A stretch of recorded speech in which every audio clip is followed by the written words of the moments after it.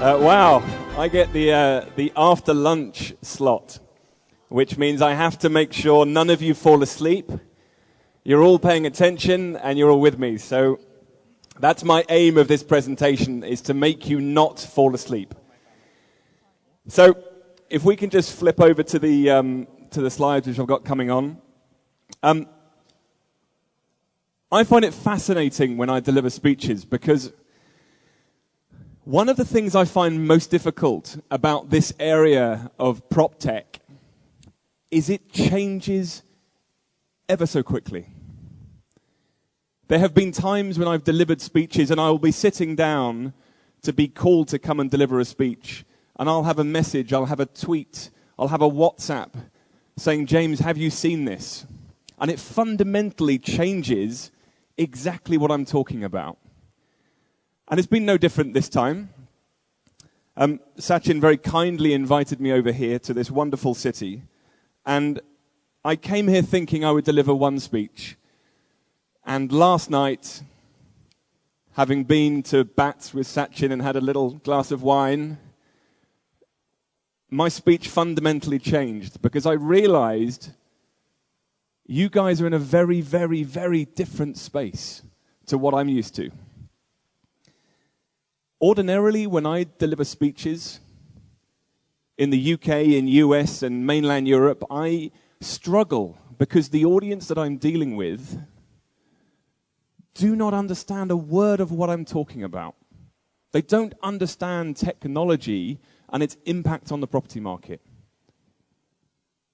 But what they do have, arguably in London, in New York, in Berlin, is they have some semblance of infrastructure. So they do not have the mentality, but they do have the physicality. And what I found fascinating here, and it's borne true this morning with all of the conversations that we've had, is you have fundamental issues around infrastructure and urbanization. But what you do have, and bearing in mind, I couldn't understand some of the presentations this morning, but without doubt, in every single presentation, I heard the words digital, artificial intelligence, transformation, all of the words that you associate with a mentality change. So you may not have the infrastructure yet. You may be building on that. But what you do have is the most important thing, which is mentality. You have a mentality that is going to prove that Jakarta in Indonesia will be a force to be reckoned with over the next 5 to 10 years. Because obviously at a governmental level and at a corporate commercial level, you all understand technology and its application. So it's fascinatingly refreshing for me to do that. So I'll apologize in advance. My speech may go off on tangents because obviously it's been restructured. But let me get started, because my one aim is to allow you all to be ahead of the curve. And we discussed a little bit earlier, I think it was in one of the keynotes at the start of the day, about this term, the fourth industrial revolution. We had Industry 1.0 in probably the 1750s, the 1800s, when we saw a mass move to mechanization, steam and water power, and ultimately industrialization. It's a period that fascinates me, because machinery started to replace physical labor. And what I find even more interesting is, and we've discussed it here today, about government intervention. Now, a lot of people are demanding that the governments get more and more involved if we are going to change our nation. If you take a lesson in history, industrialization in the 1750s and the 1800s was not done by the government. People misunderstand that. In fact, the British government, and arguably Great Britain was built on its industrial revolution, were criticized for being asleep at the wheel. They were criticized for being idle, because they didn't invest one penny in Great Britain's industrialization. It was the private sector that drove it. And I think there's a lesson to be learnt there as we move into this industry 4.0, which is the world of cyber. It's those terms we've already heard: artificial intelligence, blockchain, virtual reality, augmented reality. All of these amazing technologies that we're starting to see are all part of the Industrial Revolution. And I'm going to give you guys a little test, because I want to put that into practice and look at some of the companies we've had over the last century. So back in 1917, and even in 1967, if you look at America's top companies, all right, and there's a little key here on the left-hand side, which is the sort of tech conglomerates, medical, oil and gas. If you look at just how varied the companies were 50 years ago, and if you look at 2017, at the top American companies, the top four, there, are all tech-based. So it's a little quiz for you to start the sum off. So just so you don't fall asleep. Who can tell me what the fourth largest company at the minute in America is? Shout at me. Facebook. What? How did you get that first time? Facebook is number 4. Number 3. Not Google. Not Airbnb. Amazon. Who said Amazon? You win the prize. Amazon are in 3rd. Who's number 2? Oh, number 3, sorry, number 3. No, it's not Apple. Microsoft. Microsoft are in number 3. Now, just 2 things actually. Amazon. Said to be the biggest threat in the global corporation competition at the minute. Why? We mentioned Alexa earlier. Your minister mentioned Alexa. Alexa is a game changer in the tech space. Why? Because it's putting artificial intelligence in the home of everybody at the minute. Google can't keep up. Google Home is nowhere near. But there's a point in the future where we as homeowners will be walking around the home simply saying, order me some more cabbage tomorrow, or play this music, or play that music. We will have a fully integrated voice-activated search, and it's all stemmed from Amazon. Microsoft, the darling of the 1980s, it's fallen foul of that, but it's coming back because of things like HoloLens, which is looking at mixed reality and augmented reality. They're all beginning again to diversify their portfolios. It's a fascinating story, but I digress. Number 2. Anybody can guess number 2? Or kind of Google. Alphabet. Someone said Alphabet. Well done. Alphabet. So the conglomerate which now owns Google. And number 1?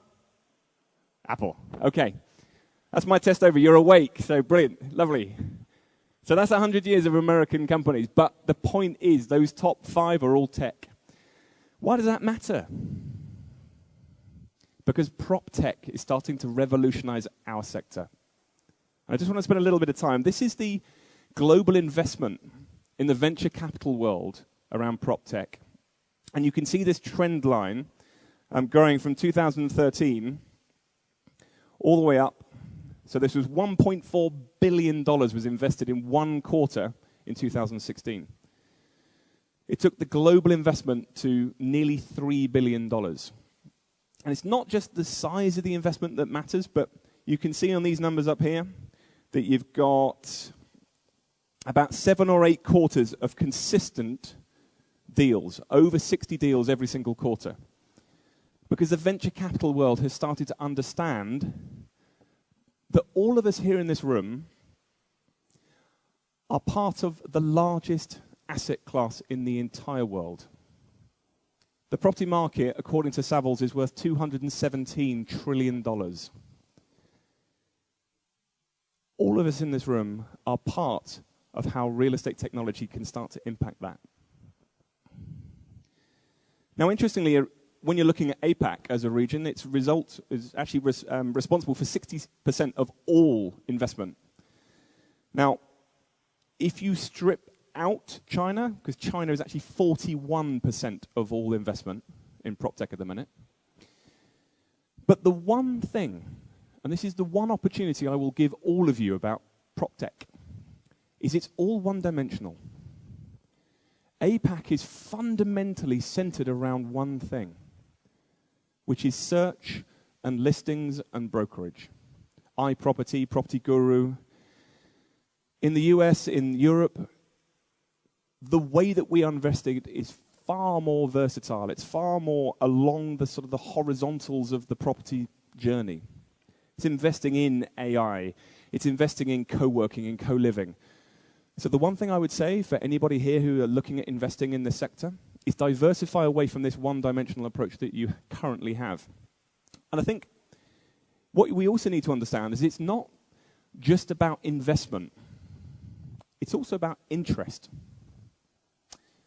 And it shows a very interesting pattern at the minute, in the sense of traditionally we've seen property technology described as retech.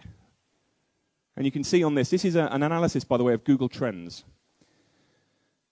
Traditionally, we've always seen retech as the word because it's an Americanized system. And what we've now looked at, and you can probably see it if this will work, you can see this little growth of the green line at the bottom here, which is PropTech. So since about July 2016, this more anglicized term, PropTech, has become the driving force around. So if we're going to refer to real estate technology, look at it as PropTech, not retech. And I think now what's probably most important is an understanding of what it actually means. And I really want to break this down, if I may, because no one has yet really defined what PropTech means. And this top paragraph is fundamental. PropTech is one small part of the wider digital transformation of the property industry. PropTech is just a symptom. It's not describing the change. Digital transformation is evident in all of the other industries that we've seen. They're all going through this journey at the minute. The financial sector is probably 5 years ahead of us. Just look at Hollywood being disrupted by Netflix and Amazon Prime. They've all gone through this digitization of their industry, and we are now joining the party. We've been late to it, but we're now part of it. It's this next sentence, which for me is probably the most important bit. It describes a movement driving a mentality change amongst the real estate industry and its consumers. The most important word is that one. Mentality. It's not about technology. It genuinely isn't. It's not about the iPhone. It's not about artificial intelligence. It's not about virtual reality. It's all about the mentality shift that we've all got in this room.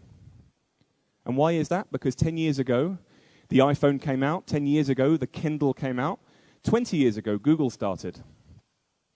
That is what is driving the change. Because now as a consumer, not an employee here or a developer, as a consumer, we expect things differently.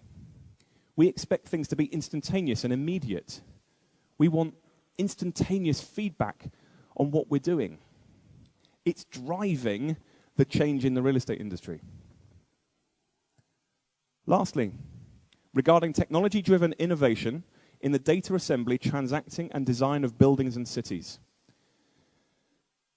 This isn't about Amazon Alexa. This isn't about all of us having one single smart home. This is more about what the minister was talking about earlier, about building the infrastructure around buildings and cities and offices.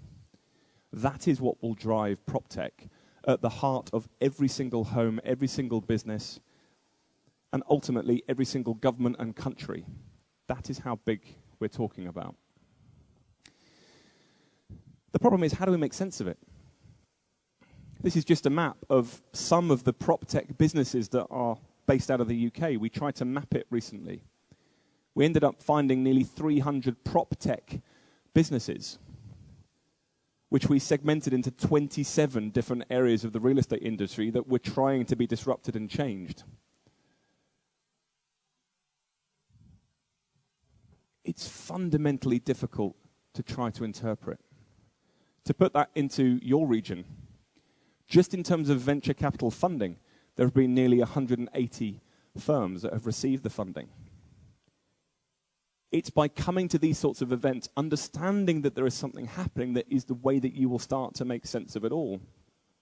And I want to give you two core terms that I hope you will take away from this. Because to make sense of the technological shift that we are seeing, you need to break it down firstly into what's called endogenous technology. Endogenous is something that is having a direct impact on your market today. It's things like software platforms that are driving efficiencies within the supply chain. They are generally built by property people for property people. It's not going to disrupt your sector. It's not going to lose jobs necessarily. It will improve your businesses today. And, if I may say, instantaneously. You then got a second side, which is this term exogenous technology. Exogenous is something external. It's something which is going to have a far larger impact than any simple software. I'm going to give you some examples in a minute of exogenous technology, but it's all surrounding this law which, or it's almost like a philosophical aspect around something called Amara's law. And what he said, and he was a philosopher and management consultant, is that we are overestimating the change in the short term. All right, we're overestimating it. But we're fundamentally underestimating change in the longer term. Exogenous technology will have a greater impact than all of us can ever quite comprehend. So let's have a look at some of the exogenous technologies. And what I want to try to do here is to break it down into sort of what you need to understand and when. So on this y-axis over here, you've got a scale of what you need to know. So data, for example, BIM, virtual reality, augmented reality, you need to know a lot about it. You need to understand how it will work within your industries if you are truly going to innovate the sector. Whereas down here, for example, we have cloud computing, machine learning, LiDAR, AI, alternative finance, quantum computing. You don't have to understand every tiny minutiae of detail to have the impact. But also, if you have a look now in terms of what's going to impact now and impact in the future, so things like data, BIM, drones, AVMs, which are predicting prices of properties, A, learn a lot about them, and B, they are going to have an impact in the next 2 to 5 years. Understand them now. Whereas things like, there's been an awful lot of talk around 3D printing, autonomous cars, they are going to have a future impact. Of that, there is no doubt. Start to just understand it now. Start to get the lexicon of these terms into your terminology. Start looking at your businesses. Find out whether or not there will be an impact on them. But they're not going to impact tomorrow. But let's break this down. I want to give you some... This is where I really had to change my presentation quite considerably because I recognized you understood the terminology. And that was so refreshing, it was unbelievable. So things like blockchain. We haven't actually mentioned blockchain here today, but we have mentioned artificial intelligence. They are the two technologies which I fundamentally believe will be the silent unicorns of PropTech. Now, I call them silent unicorns because we're not necessarily going to have a thorough understanding of what they mean. They will be built, arguably, by people outside of our industry who recognize there's a $217 trillion industry as a prize here. We were asked earlier on about examples of AI and its use within the real estate industry. There are countless. There's almost too many to mention. But consider, I was just talking earlier about leases and covenants of leases being held physically in a safe in an office. You've got artificial intelligence, which is now digitizing very archaic leases, and they can read the leases for you so that at any time, if you want to find one small clause, you can type it in, and an AI is able to interpret the leases in order to give you the information, which is saving thousands and thousands of pounds for large corporate landlords with multiple portfolios. One of the struggles I've had today is understanding the local dialogue. And probably, because I'm talking so fast, maybe some of you are misunderstanding me. But imagine the future when artificial intelligence breaks down the barriers of language. You've got Samsung who have already just patented their ear device which will have simultaneous translation of any language to anybody else. So we can be negotiating on a real estate deal in 2 completely different languages, and it's all broken down by natural language processing.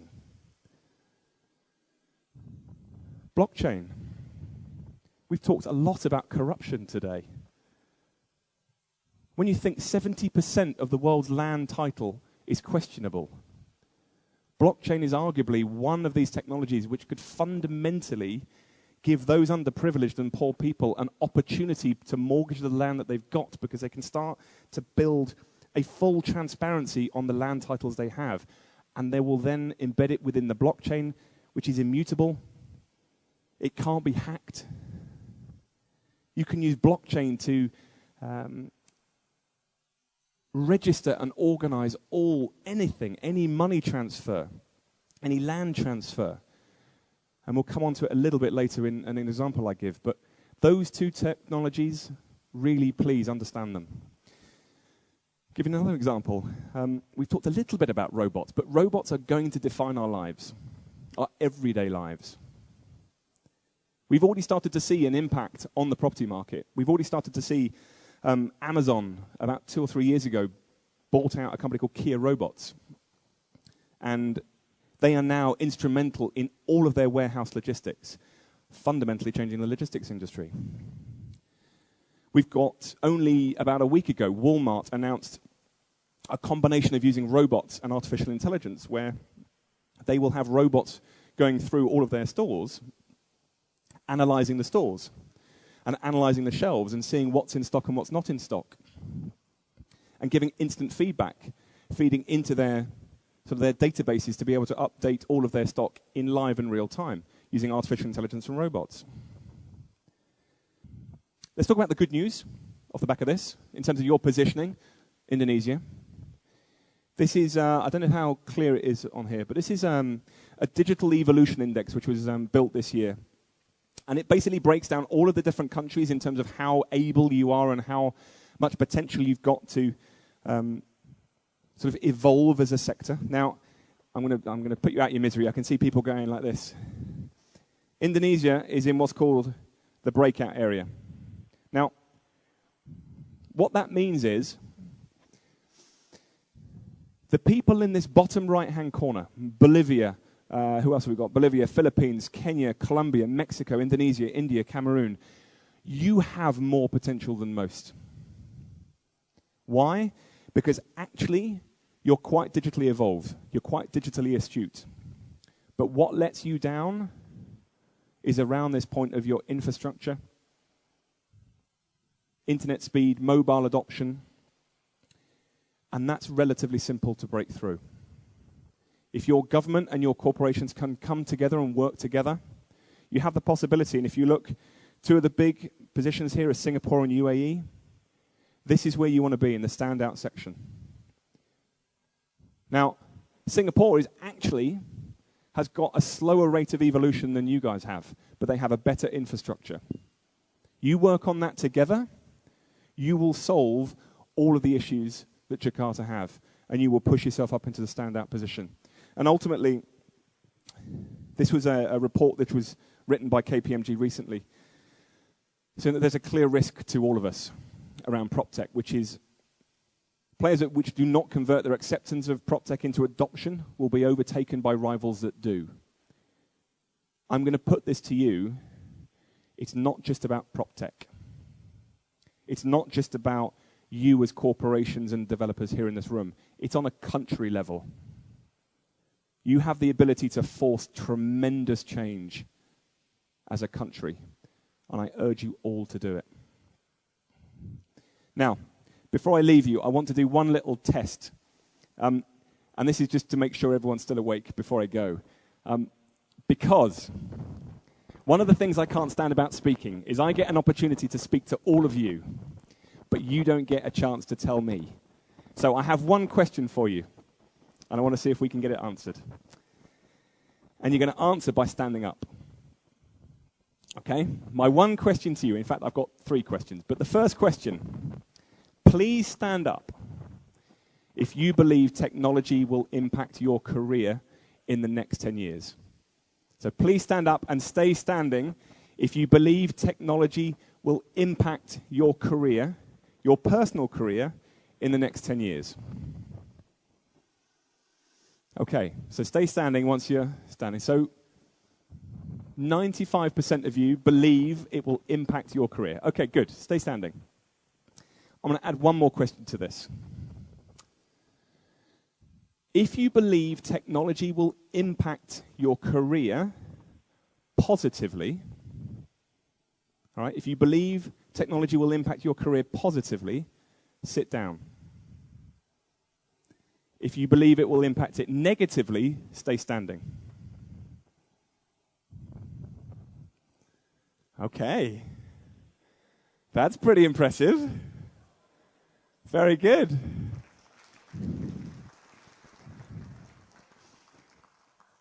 So let me finish with this one point. I agree with you slightly. If you take things that I've discussed here and start to learn and start to put into practice some of the technologies and techniques that I'm talking about here, it will indeed help you personally in your careers. Why? Because you will be at the forefront of the Indonesian property market. If you ignore it, if you ignore the technological evolution and innovations that you see now, it will impact you negatively. And for that point, I do want to say thank you ever so much for having me. I've gone way over time, Sachin. I'm so sorry. I get a little bit excited when I talk on these things. But thank you ever so much. Thank you. Thank you so much. Thank you so much, Mr. James Dearsley. That was really mind-blowing and amazing.